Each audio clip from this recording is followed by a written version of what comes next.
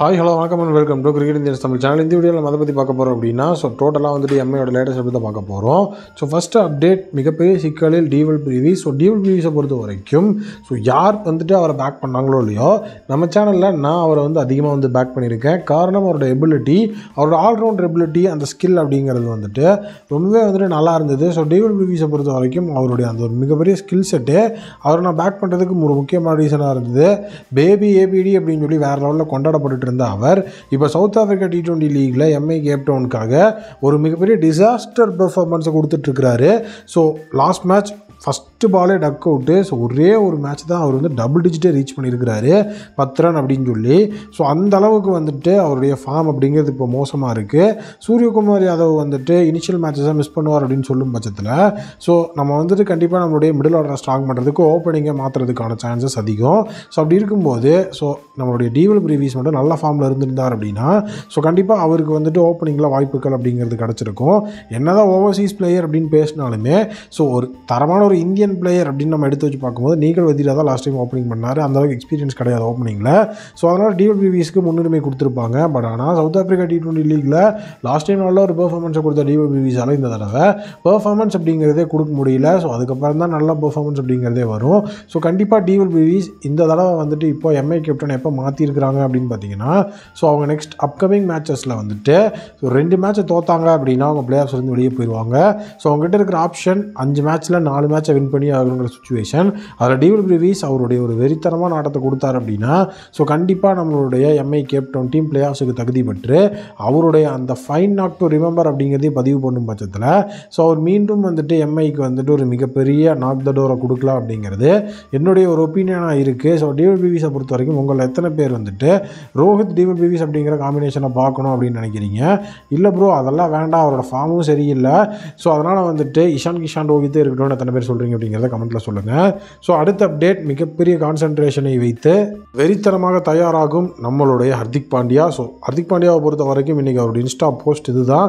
தலைவர் வேறு லெவலில் அவருடைய அந்த ஃபிட்னஸ் ஆஃப் த வீக் அப்படிங்கிறத ஸ்டார்ட் பண்ணி அஸ்திட்டு இருக்கிறாரு. Hardik Pandya full and full அவரோட கம்பேக் அப்படிங்கிறதுல வேறு லெவலில் இப்போ ஸ்ட்ராங்காக இருக்கார்.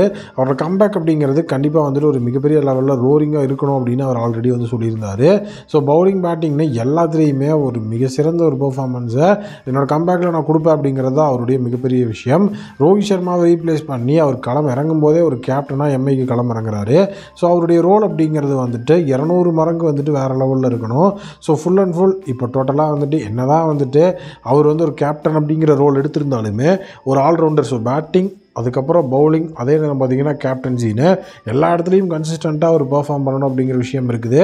குஜராத் டைட்டன்ஸை பொறுத்த வரைக்கும் இதே மாதிரி விஷயத்தை பண்ணி 70% ஒரு கேப்டனாக வின்னிங் பெர்சன்டேஜ் வச்சு மாசான ஒரு பெர்ஃபார்மன்ஸை கொடுத்துட்டு இருந்த வீரர் இப்போ கண்டிப்பாக மும்பையில் இணையும் போது, அதுவும் ஒரு கேப்டனாகவே இணையும் போது எம்ஐக்கு கண்டிப்பாக அது நல்ல விஷயந்தான். பட் ரோஹித்தை ரீப்ளேஸ் பண்ணுறாரு அப்படிங்கிற ஒரு விஷயம் அந்த இடத்துல இருக்குது. ஃபிட்னஸில் வேறு லெவலில் மாஸ் காட்டிகிட்டு இருக்கிறார் அப்படிங்கிறதும் இந்த இடத்துல ஒரு மிகப்பெரிய அப்டேட்டு. அடுத்தது தான் ஒரு மிகப்பெரிய விஷயம். ஜெரால்ட் கோயிச்சேவை பொறுத்த வரைக்கும் நேற்று ஜேஎஸ்கே ஒரு மிகப்பெரிய அப்டேட்டை கொடுத்துருந்தாங்க. நாங்கள் ஜெரால்ட் கோயிச்சேவை ஃபுல் அப்சர்வேஷனில் வச்சுருக்கோம். அவருக்கு டெவலப்மெண்ட் அப்படிங்கிறது தெரியல. டோட்டலாக இந்த விஷயம் நீடிச்சிட்டே இருந்ததுன்னா எங்களோட பேக்கப் பிளானுக்கு நாங்கள் போய் தான் ஆகணும் அப்படின்னு அவங்க சொல்லியிருந்தாங்க. அப்படி இருக்கும்போது IPL 2024 ஜெரால்ட் கோயிச்சேவால் ஃபிட் ஆக முடியும்னா ஜெரால்ட் கோயிச்சே இப்போது ஒரு புதிய பிளேயரை சைன் பண்ணலாம் அப்படின்னு சொல்லி இப்போ ஒரு மிகப்பெரிய விஷயத்தை எம்ஐ ஃபேன்ஸ் அது எனக்கு பர்சனல் டிஎம்மாகவே ஒருத்தர் சொன்னார். அவர் என்ன சொல்லியிருந்தார் அப்படின்னு பார்த்தீங்கன்னா, ஜெரால்ட் கோயிச்சே கண்டிப்பாக மிஸ் ஆகும்போது நம்மக்கிட்ட பெரிய அளவில் ஒரு மிகப்பெரிய ஓட்டை இருக்காது ப்ரோ. காரணம் என்ன அப்படின்னு பார்த்தீங்கன்னா நம்மகிட்ட துஷாரா மதுஷாக்கான பிளேயர்ஸ் இருக்காங்க. இப்போ நம்ம ஹேசல்வுட்டை கண்டிப்பாக ரீப்ளேஸ்மெண்ட்டாக வாங்கலாம். காரணம் ஒரு செகண்ட் ஹாஃபில் அவைலபிள். அது மட்டும் இல்லாமல் நல்ல ஒரு எக்ஸ்பீரியன்ஸ் பிளேயர். இதை பற்றி நீங்கள் என்ன நினைக்கிறீங்க வீடியோவில் சொல்லுங்கள் ப்ரோ அப்படின்னு சொல்லியிருந்தார்.